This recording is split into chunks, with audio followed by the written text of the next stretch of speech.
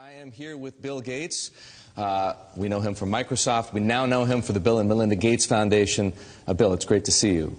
Great to see you here in particular because we know the Gates Foundation for its work on infectious diseases, child health, nutrition, agriculture, education, the list goes on. Why does Bill Gates care about finance? Well, it's all about helping the poorest. And one thing they don't have access to is bank accounts. The fee structure, if you have small amounts of money, is just too high.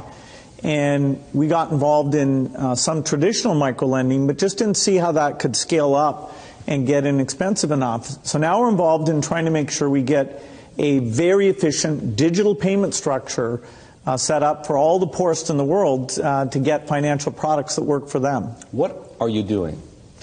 The idea is that typically through the cell phone, you should be able to send money to your relatives. You should be able to track the money that's coming in, set aside money to buy seeds the next year. And there are countries where this is beginning to take off. Kenya, Bangladesh, even Somalia, maybe the last country you'd suspect up in Somaliland. Almost half of the GDP is done digitally. I don't need to tell you that the poor have been unbanked for as long as there have been banks. Why is this time different? Well, it's really the digital revolution. The poorest have bought cows, stored gold, put currency under their mattress, but they are getting cell phones. And the cell phone capability of identifying who's using the cell phone, letting you look at your spending patterns, that's going to be common sense. People are going to have help and lots of innovative products competing on top of this digital currency platform. So if technology, mobile phones for example, digital money, helps to increase access to financial services at the same time as it lowers the cost of delivery, why is philanthropy needed? Philanthropy should just be here to bootstrap this. There are a lot of regulations in this area, and understanding how those regulations can make the cost of remittances, where you're sending money back to your family in your country of origin, how right now that has about a 5% overhead on it.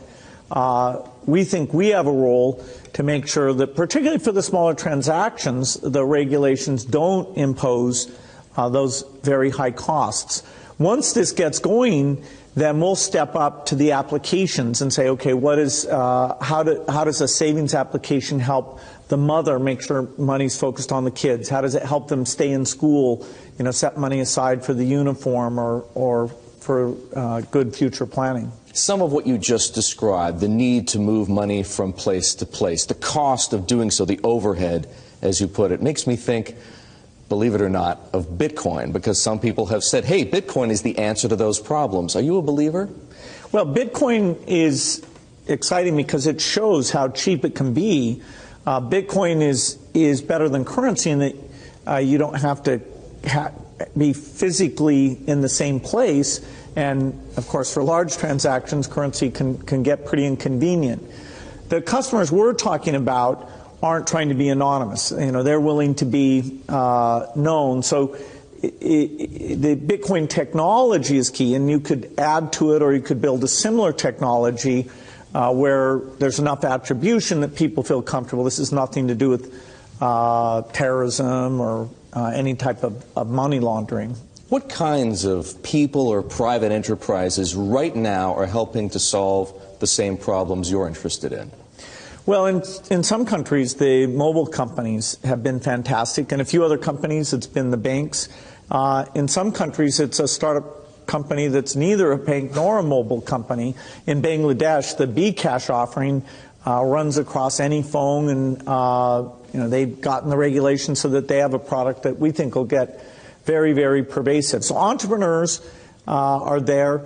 The enablement this creates, if you want to put in, say, electricity in a city, collecting your bills is one of the reasons why the underspending of infrastructure in these areas is a real thing holding back the economy.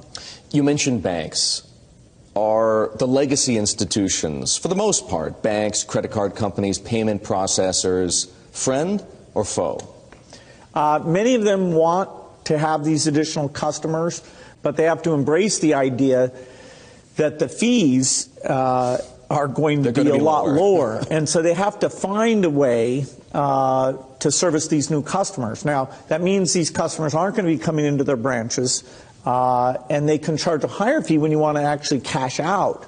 But if it's a pure digital transaction, then you should be paying less than 1% to move that money from you to a merchant or from you to a friend, even with meeting all the regulatory requirements.